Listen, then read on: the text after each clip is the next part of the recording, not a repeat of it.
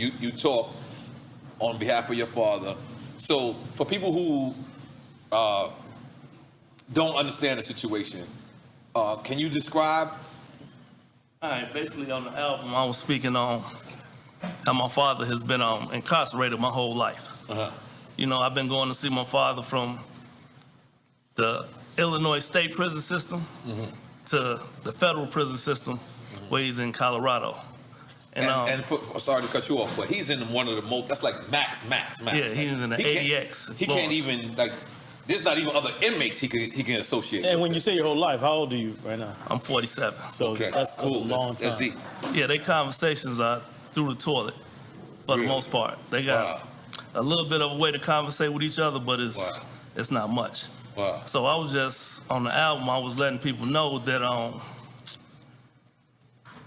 he's been away for, you know, my whole life. My kids are grown. You know, my daughter has never touched her grandfather. Wow. She's 22. My son never touched his grandfather. He's 14. Actually, since COVID is going on, my son probably grew maybe 2 or 3. I mean, not 2 or 3, but he grew some inches. And he's taller than my father now. My father is like shorter than me, but he hasn't been able to see him. Wow. So, you know, but it's all because of Kanye, and you see how he's open and not scared to address situations.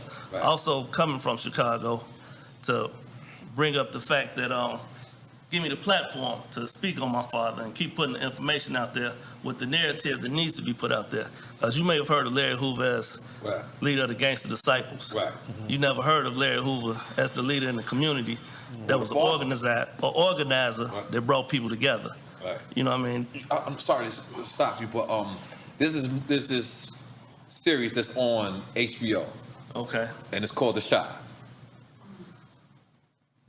You know what? I haven't seen much of it. I don't know if they tried to take it off of that or not. That's what happened. It was like about 3 seasons ago, and there was a guy that was in the jail. Okay. And 100% on Twitter, you know, I love Black Twitter. This shit is amazing, right? But on Twitter, they said that was the depiction of Larry Hoover.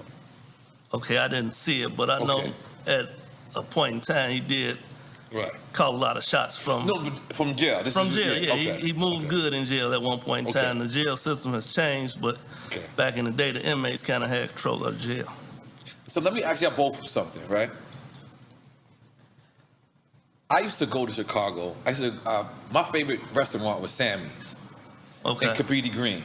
I was an idiot for going there. I was definitely out of line. I did not belong. I used to land a platinum artist and go to Sammy's. There's good people in Cabrini Green. So well, you had your Boricua family over there. I got both. I got Black family and I got But the thing was, I felt like when Cabrini Green was standing, when Chicago had these OGs, Chicago was, I don't want to say controlled, but it was, then your father, or so many people is away.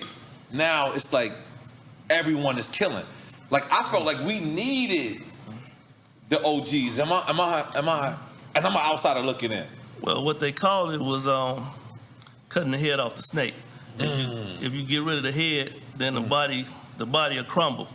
So to the certain aspect that you're trying to say, I mean, it's true. When it was some type of organization and cats had some type of honor and respect to follow, and the person that was giving them the codes to follow, you know, didn't honor the things that's going on now, it was different. It was safe, you know. People were brought together in the city to keep the violence down, to stop the attacks on innocent people and old ladies and women. You know what I mean? That's the type of stuff they don't like to talk about. So yeah, it was definitely different, and it wasn't just Cabrini Greens. All up and down State Street was projects, and you know who was in the projects? We was in the projects.